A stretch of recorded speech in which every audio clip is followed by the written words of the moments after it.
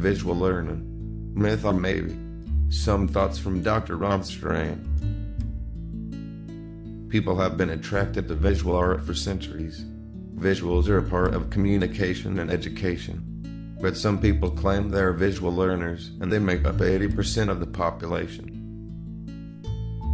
There is no research to support the notion of visual learners, people who have a preference for receiving information and learning visually. But does this mean that visuals do not play a role in education? I don't think so. I will explore a few thoughts on this subject.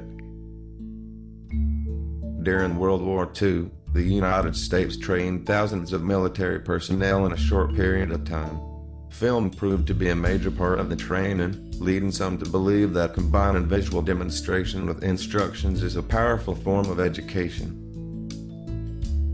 During the 50s and 60s, there was an explosion in the use of television in education. This was accompanied by research into the use of different media in education, but most of the research was inconclusive. Part of the reason much of the research into television was inconclusive may be because the researchers compared a live lecture to a recorded lecture. The format was fundamentally the same, whether it was face-to-face or on television. A talking head is a talking head.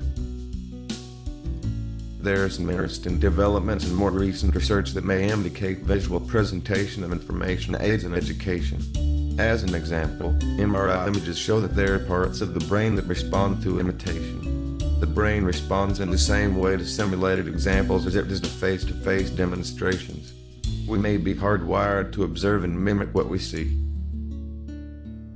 Another interesting bit of research comes from the use of cardboard cutouts of police officers used to slow traffic.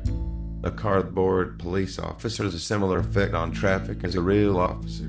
Following the logic of this experiment, an image of a teacher in an online course may improve the response of learners. Wayfinding also provides some interesting research.